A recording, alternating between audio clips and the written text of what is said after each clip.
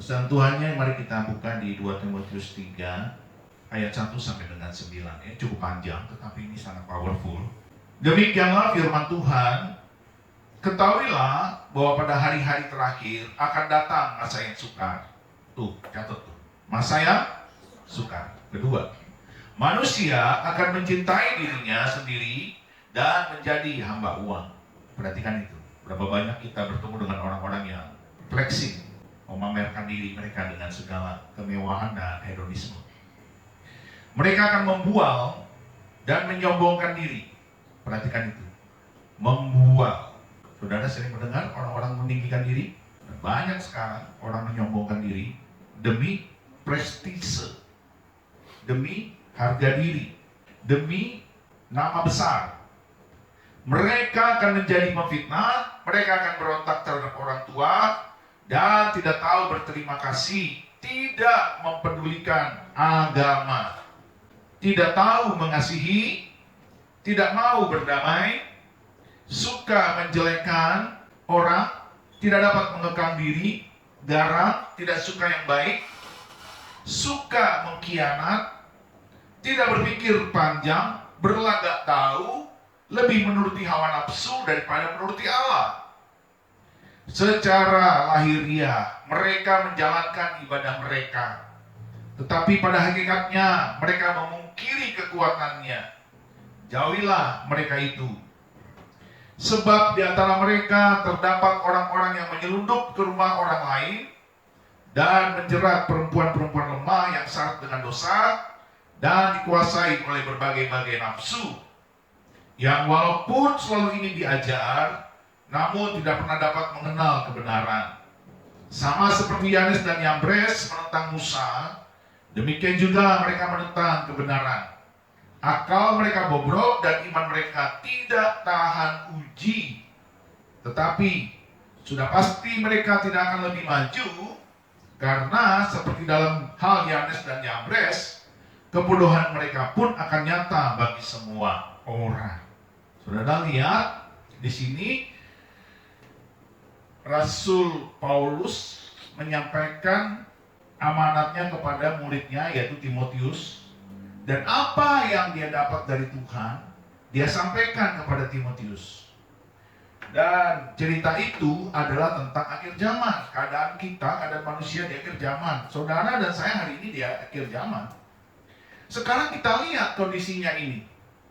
Apakah kita mencintai diri sendiri? Apakah kita menjadi hamba uang? Apakah kita suka membual?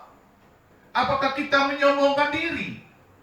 Apakah kita menjadi tukang fitnah? Apakah kita suka berontak terhadap orang tua?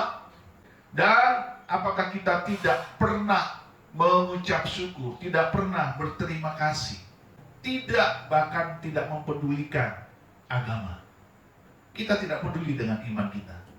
Kita tidak tahu mengasihi. Apakah kita tidak mau berdamai? Ya kan? Apakah kita suka menjelek-jelekkan orang? Bergosip? Apakah kita tidak dapat mengekang diri? Saudara, tidak bisa mengekang diri. Netizen kita terkenal di seluruh dunia sebagai orang-orang yang sangat tajam tulisan-tulisannya, yang tangannya, jempolnya begitu cepat cekatan, tidak dapat mengekang diri. Terkenal netizen kita di seluruh dunia. Dan saya sudah berkali-kali di YouTube saya, orang-orang berkomentar yang tidak pada tempatnya. Yang saya lihat sebenarnya semuanya itu karena kebodohan mereka. Tetapi saya tidak menanggapinya. Kenapa? Karena saya menaruh belas kasihan seperti Yesus menaruh belas kasihan kepada orang-orang yang tidak mengerti bahwa mereka sok tahu. Dikatakan di situ, suka berkhianat, tidak berpikir panjang, berlagak tahu, sotoy. Dikatakan lagi, lebih menuruti hawa nafsu daripada menuruti Allah. Kita punya anak presiden, ketua partai, pada saat hari Kamis genting-gentingnya dia malah head on ke Amerika dengan pesawat private jet.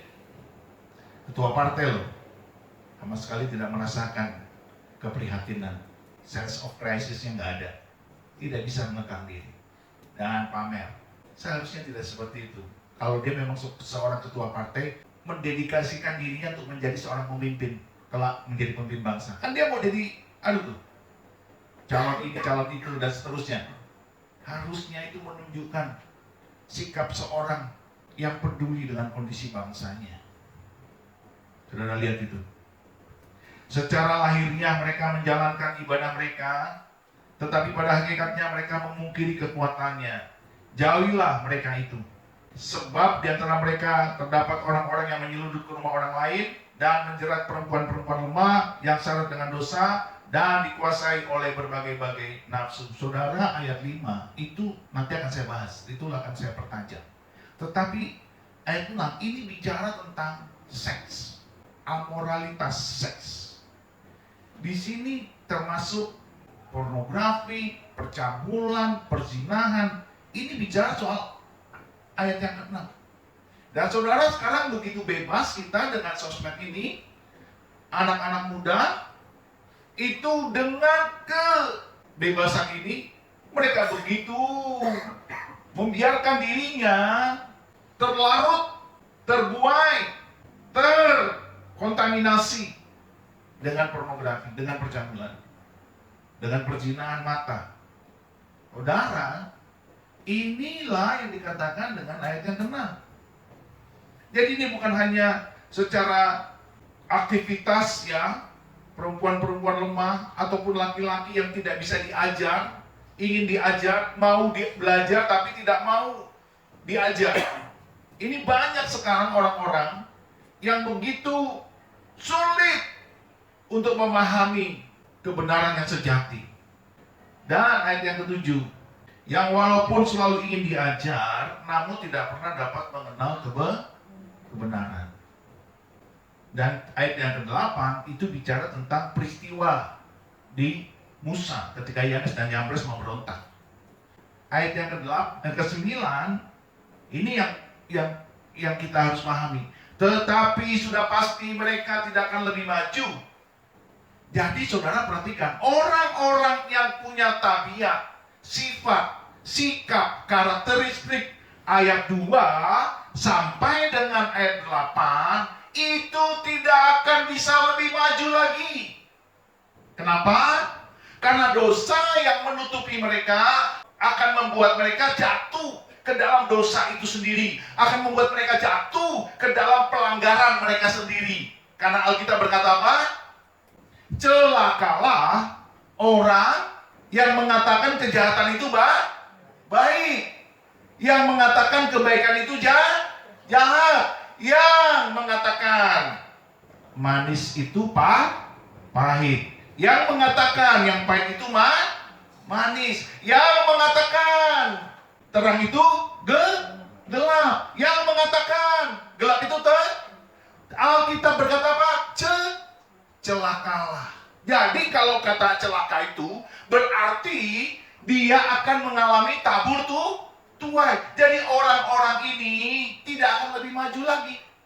Tetapi sudah pasti mereka tidak akan lebih maju. Tidak bisa. Karena semuanya akan terbongkar.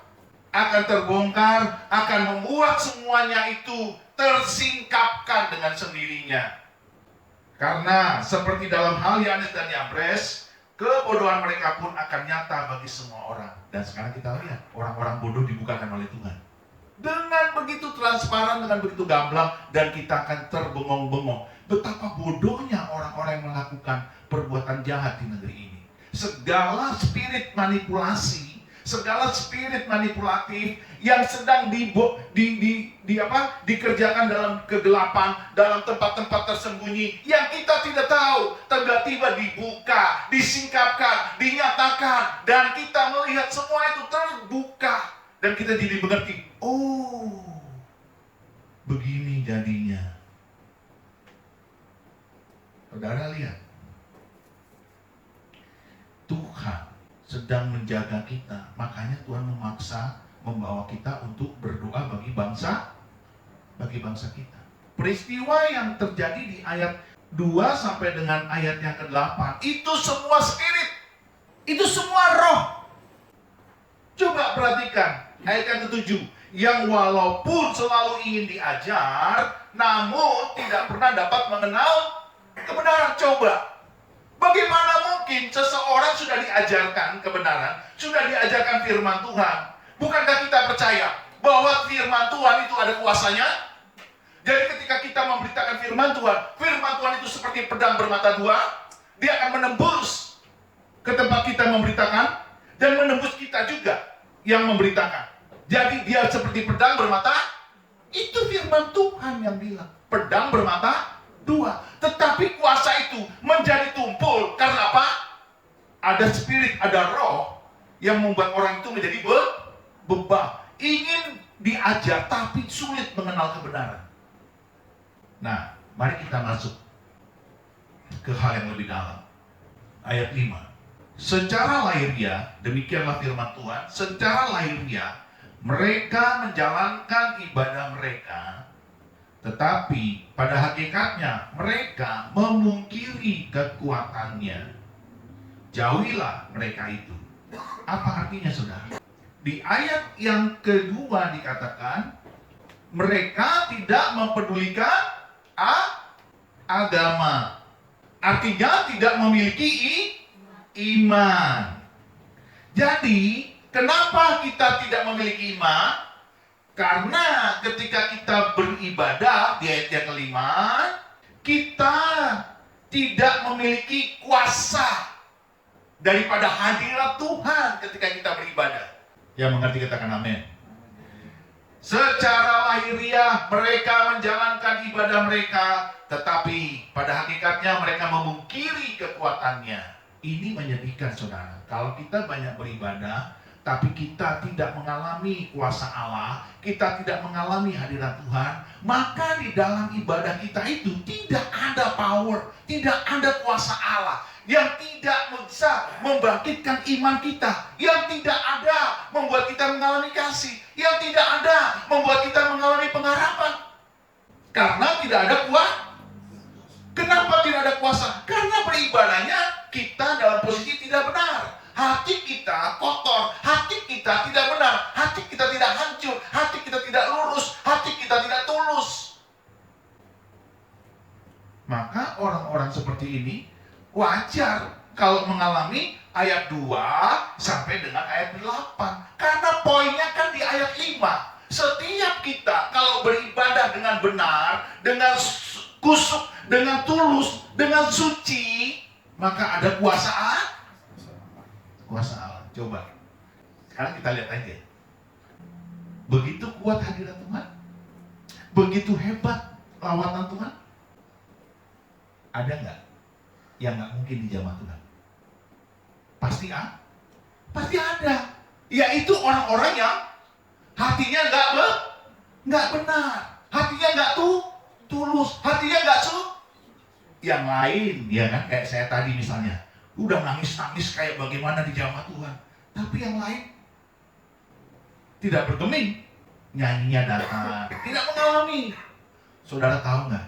Ketika Tuhan berikan hati yang hancur, ini saya merasa,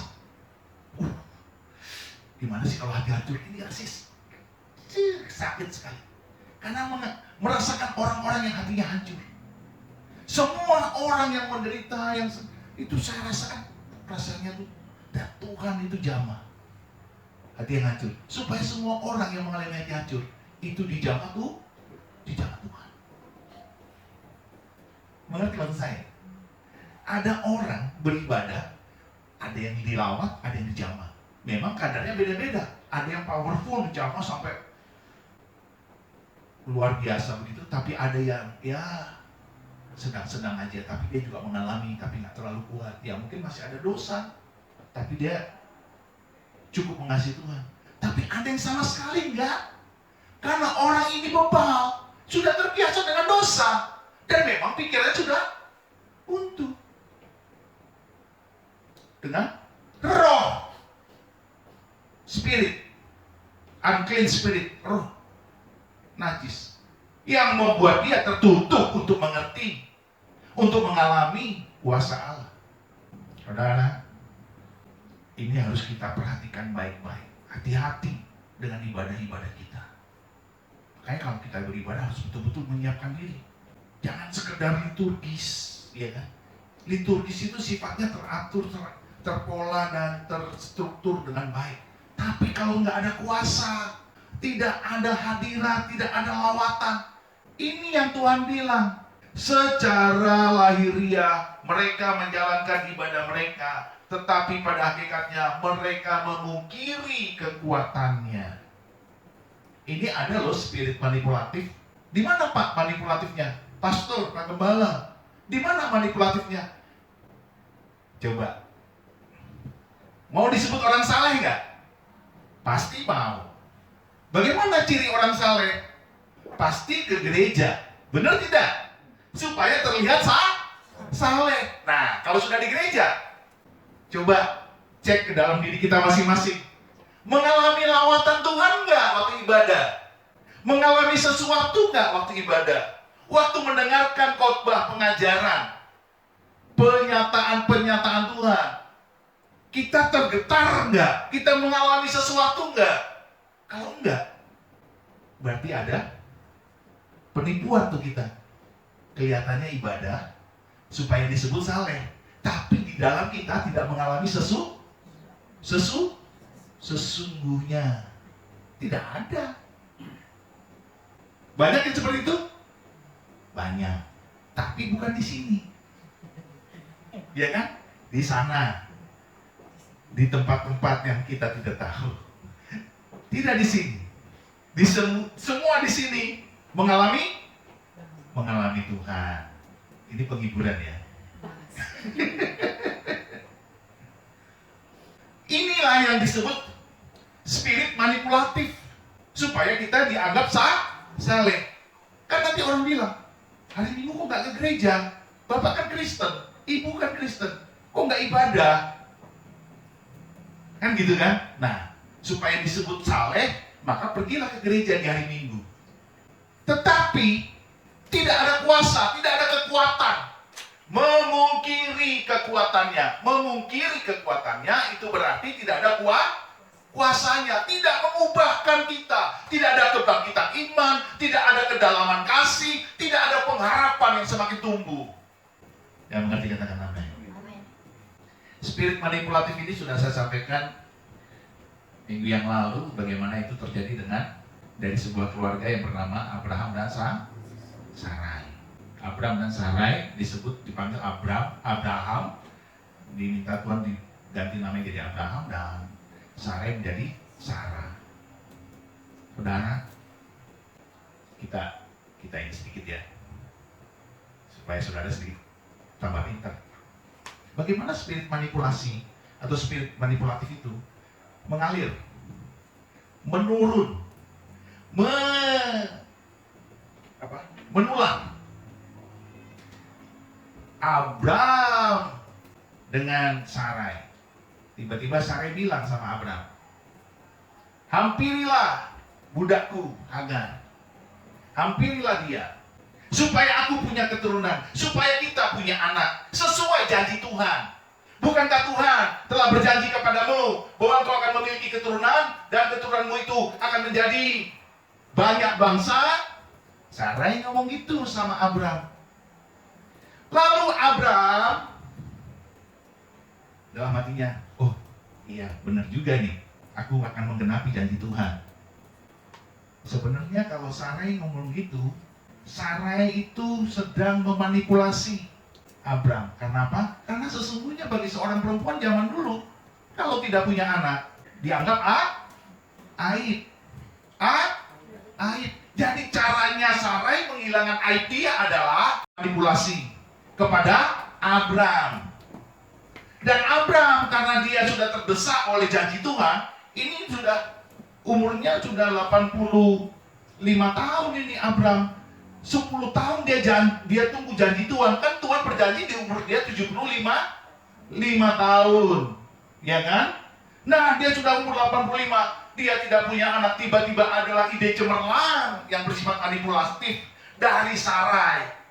Hampirilah Hagar, kita pasti punya keturunan sesuai janji Allah. Cocok? Cocok kan? Cocok nggak?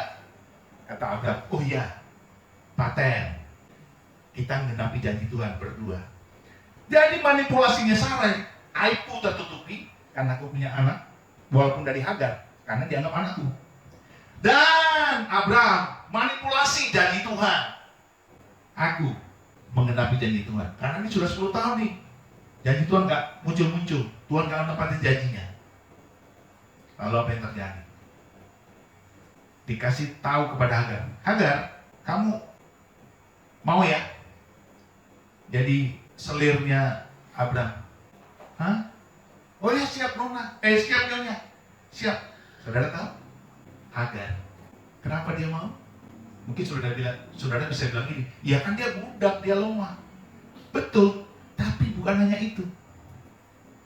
Waktu dia ditawari untuk menjadi selirnya Abraham, apa yang dia pikirkan? Kalau aku punya anak, aku akan sama derajatku dengan nyonyaku. Aku sama derajatku dengan istri tuanku. Maka levelku sederajat dengan nyonyaku. Dia ingin dimuliakan, dia ingin diangkat. Jadi semuanya bertiga ini punya kepentingan. Kepentingannya bersifat manipulatif. Semua di dunia ini, saudaraku dengar baik, hal-hal yang bersifat manipulatif pasti tujuannya untuk koruptif. Hal yang bersifat koruptif pasti tujuannya untuk menipu. Pasti tujuannya untuk hal-hal yang jahat. Semua dunia ini, mau di pekerjaan, mau di kepolisian, mau di kejaksaan, mau di kehakiman, mau di ketentaraan, mau di pemerintahan, mau di departemen kementerian-kementerian, bahkan saudara dengar di kampus-kampus juga begitu. Bukankah baru-baru ini ada seorang dokter yang mati bunuh diri karena dia tertekan, karena dia dimanipulasi oleh seniornya? Betul tidak? Mengerikan saudara. Kampus-kampus yang harusnya melahirkan seorang cendekiawan, seorang yang berbudi luhur, dari tahun-tahun dulu sudah ada manipulasi. Itu seperti gunung es. Hukum tidak ditegakkan karena dimanipulasi. Harus ada tipu menipu di situ karena ujung-ujungnya adalah cuan. Maka di situ dikatakan manusia mencintai dirinya sendiri dan menjadi hamba uang. Saudara lihat, dari satu keluarga yang saling manipulatif lahirlah Ishak. Betul? Ini saya mau kasih tahu nih bagaimana menularnya. Semoga keluarga kita tidak begini. Amin. Ishak ditipu oleh Ribka. Ribka panggil Yakub. Yakub, sini. Tadi aku dengar bapakmu mau memberkati Esau, dan sekarang Esau sedang memburu dan mengambil binatang untuk dikorbankan dan diolah oleh dia, dan setelah diolah dia akan memberikan ke bapakmu, dan bapakmu Ishak akan memberkati Esau. Berkata anak sulung, engkau sekarang berpura-puralah sebagai Esau. Setuju tak? Siap mama. Karena di dalam diri Yakub juga ada spirit manipulatif. Kalau dia anak yang benar, dia akan bilang, oh jangan mama, aku tidak mau.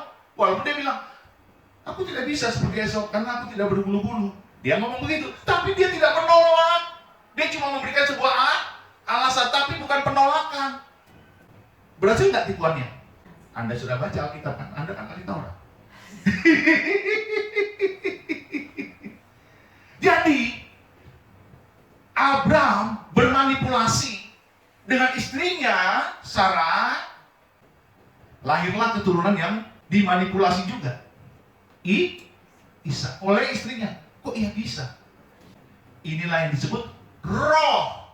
Jadi roh itu bisa hinggap kepada siapa saja. Ketika saudara dan saya bersifat tidak jujur, bersifat tidak murni, bersifat tidak tulus, bersifat tidak benar. Yang mengerti katakan amin.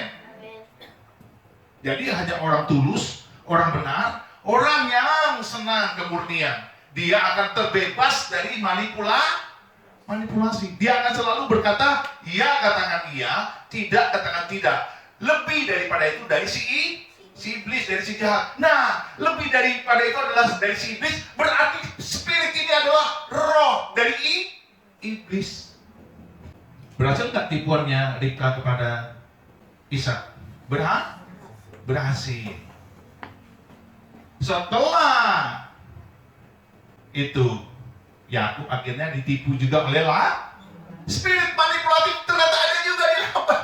Jadi roh-roh itu ada di mana-mana, saudaraku. Saya ini ya nggak pernah membayangkan ditipu loh. Waktu saya berbisnis, teman-teman pasti ingat waktu kita bisnis buka apa namanya, ternak lele. Kita ditipu kan? Kita ternak lele. Ketika kita panen, loh lelenya nggak ada. Lelenya nggak ada. Lalu yang punya lahan bilang, oh iya Pak ya, wah mungkin dimakan sama lelenya sendiri. Emang betul, lele makan lele kalau nggak dikasih makan. Terus kita bilang, kan kita kasih makan, kan kita kasih. Nah saudara, bagaimana kita percaya orang tempatnya di Sawangan, siapa yang jaga? Padahal itu orang Kristen loh, kita tempatnya. Lalu bisnis sama lagi, ayam kampung. Ini cerita lucu nih. Ya kita masih polos gitu ya. Kita pinjemlah tempat kandangnya. Ya ini anak Tuhan juga nih, untuk kita pelihara ayam kampung. Tiba-tiba kita datang, kok ayam kita pada sakit ya? Lah, kok sakit? Padahal kita kasih makan, kita rawat. Ya ampun ya Tuhan Yesus, kasihanilah kami karena kami orang berdosa. Apa yang terjadi? Jadi yang punya rumah itu, yang menyediakan tempat kandangnya untuk kita pelihara ayam, dia tuh suka adu ayam. Jadi ayam aduan yang kalah kan sakit toh. Dia masukkan ke kandang kita untuk tempat dia numpang makan. Nah, ya ayam kita yang sehat-sehat, kita kan nggak tahu, masih bodoh. Matilah ayam-ayam itu. Akhirnya kita angkutlah ayam-ayam itu yang masih ada ke rumah kita, ke rumah saya. Betul tidak? Jadi gak pernah kita sangka dan kita gak pernah duga. Orang yang tulus pun masih ditipu. Saya tulus masih ditipu. Akhirnya dengan kepolosan saya ganti semua uang anak-anak pakai uang pribadi saya. Yang lele saya ganti, yang ayam saya ganti. Nah saudara, setelah saya dewasa, bisnis juga kan, ada yang ngajakin, yuk kak, kita usaha. Oh siap, usaha ini. Oh siap. Saya kan cuma nanam duit, harusnya kan dikembalikan tuh duitnya tuh, berapa untungnya. Oh ini nggak datang ya. Tapi istri saya bilang, Pak, tagih Pak. Aduh, aku aja mau nagih malu. Kita yang punya uang juga malu. Nggak sampai di situ loh. Ya banyaklah bisnis lain tipu-tipu, nggak usah diceritain. Yang pinjam uang aja, janji katanya mau kembaliin. Sampai saya nggak berani lagi, nggak berani. Kenapa? Malu. Hamba Tuhan. Nagih utang, ya nggak usah lah, udahlah. Tapi kan saya ditagih sama istri saya. Lebih galak istri kan daripada orang Sarai aja berani pengaruhi Abraham. Ya, apalah Hawa ini kan? Iya nggak? Hawa ini apalah? Istri lebih galak. Abraham, ayo hampiri Hagar. Padahal itu salah. Tapi kenapa Tuhan tidak marah kepada Abraham? Tidak marah kepada Sarai, tapi dia marah kepada Abraham. Harusnya yang dia tegurkan Sarai, betul tidak? Kan Sarai yang penyebab rumah tangga ini. Gara-gara Sarai, lihat peradaban dunia berantakan, betul nggak? Lahirlah Ismail membuat apa? Lihat, musuhan sama Israel sampai hari ini keturunannya, Arab Israel. Tapi Tuhan marahnya ke Abraham, karena Abraham adalah kepala rumah tangga. Tidak dua, tapi satu. Jadi siapapun yang bersalah, ya tetap yang disalahi Tuhan adalah kepala rumah tangga. Mengerti maksud saya? Udah tambah pintar atau tambah bingung? Spirit manipulatif ada di keluarga Ishak dan Ribka. Dan itu nggak sampai di situ.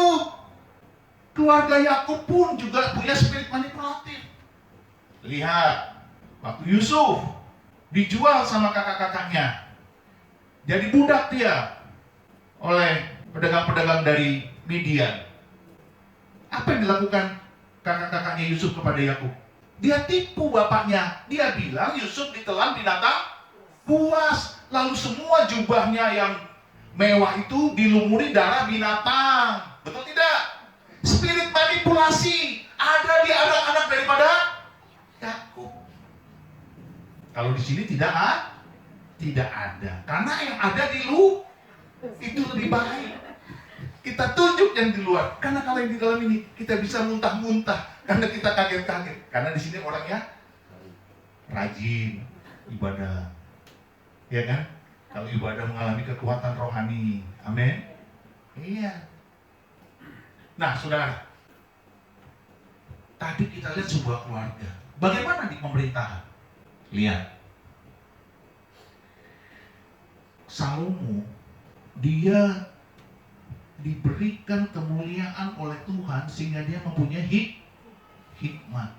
Seharusnya dengan hikmat itu dia memimpin bangsa Israel dengan bertambah bijaksana. Karena hikmatnya adalah hikmat spesial dari Allah. Tapi apalah lacur, Salomo malah mengawini wanita-wanita kafir, penyembah berhala. Orang Mesir, anak Firaun, orang Amon, orang Moab, orang Het, orang Feris, orang Hewi, yang penyembah berhala. Semua mereka menyembahkan korban anak-anak kepada dewa-dewi mereka. Kenapa Salomo begitu? Karena dia mau memanipulasi seluruh kerajaan-kerajaan itu tunduk kepada dia dengan cara mengawini putri-putri bangsawannya, anak-anak rajanya. Dia manipulasi, dia gak peduli. Dia sudah tidak menghormati Tuhan. Dia tidak peduli. Padahal dia katanya tetapi terhadap para istrinya yang 700 orang dan gundiknya yang 300 orang, hikmatnya lenyap, saudara. Lenyap. Ada orang nih ya, imannya lenyap kalau lihat uang. Lenyap semua imannya karena uang. Ada orang imannya lenyap karena cinta. Maka dikatakan oleh Alkitab, Salomo lebih mencintai istri-istrinya daripada mencintai Tuhan. Salomo. Daud, ternyata bapaknya juga begitu. Bapaknya Salomo punya spirit manipulatif. Untuk mendapatkan Berseba, dia suruh suaminya Berseba, Uria, kirimkan Uria ke medan pertempuran, tempatkan dia yang paling depan. Karena di dalam hatinya Daud, supaya Uria cepat mati. Kalau Uria mati, aku akan mengambil istrinya Berseba. Lihat, pemimpin yang manipulatif. Salomo ketiban roh itu, spirit manipulatif itu, dan dia manipulasi seluruh kerajaan-kerajaan yang di sekitar dia dengan mengawini putri-putri raja. Maka kerajaan-kerajaan itu tunduk. Dan halnya sama soal wanita. Daud soal wanita manipulatifnya yaitu Berseba. Salomo soal wanita dan lebih mengherankan, sampai 1000 orang, 700 istri, 300 gundik. Ngeri gak, saudara? Ngeri gak? Ini di pemerintahan. Dan di pemerintahan kita juga begitu. Tapi saya nggak mau sebut, nanti kita bicara politik. Tidak bicara iman. Bagaimana di kehidupan para hamba-hamba Tuhan? Contohnya Imam Eli. Coba kita lihat ya. 1 Samuel pasal 2 ayat 12 sampai dengan ayat 17 ya. Demikianlah firman Tuhan. Adapun anak-anak lelaki Eli adalah orang-orang dursila. Mereka tidak mengindahkan Tuhan ataupun batas hak para imam terhadap bangsa itu. Setiap kali seseorang mempersembahkan korban sembelihan, sementara daging itu dimasak, datanglah bujang imam membawa garpu bergigi 3 di tangannya. dan dicucukkannya ke dalam bejana atau ke dalam kuali atau ke dalam belanga atau ke dalam periuk.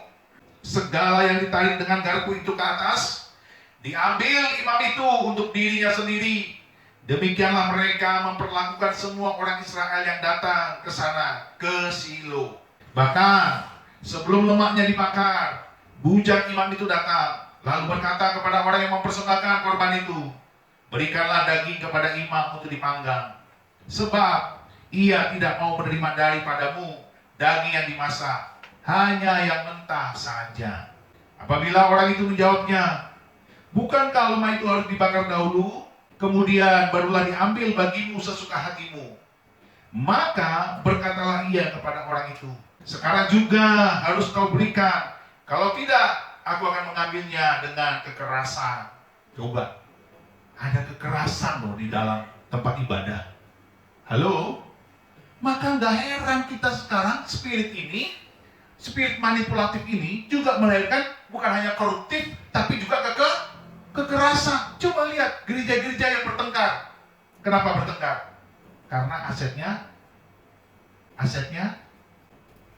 itu apa sih? Uang terutama, gedung gereja, alat-alat musik. Asetnya banyak. Coba kalau asetnya nggak ada, pasti pada nggak mau bertengkar, pasti nggak pada mau ribut. Tapi sebenarnya bukan masalah asetnya aja, tapi di dalam diri anak-anak atau hamba-hamba Tuhan ini sudah ada spirit manipulasi. Tidak ada kemurnian, kejujuran. Dan kita lihat, sekarang juga harus kau berikan, kalau tidak aku akan mengambilnya dengan kekerasan. Ayat 17 ini yang ngeri. Dengan demikian sangatlah besar dosa kedua orang muda itu di hadapan Tuhan, sebab mereka memandang rendah korban untuk Tuhan. Ini yang Tuhan bilang tadi. Orang yang tidak merasakan lawatan jamaah Tuhan dalam ibadah, ia sedang memandang rendah sebuah korban syukur, korban pujian. Mengerti maksud saya? Gak jawab. Karena, wah, Pak Pendeta ini dalam banget ini, keras ini. Tapi memang begitu. Tadi kan 2 Timotius 2 ayat 5 berkata apa? Mereka beribadah tapi memungkiri kekuatannya. Itu artinya memandang rendah korban syukur, korban pujian, korban penyembahan kita. Yang mengerti katakan amin. Ini maksud firman itu. Jadi jangan sampai kita punya spirit manipulatif. Biarlah itu ada di luar,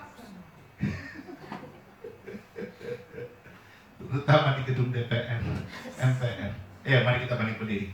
Bapak, kami bersyukur kepadamu karena kasih dan kebaikanmu.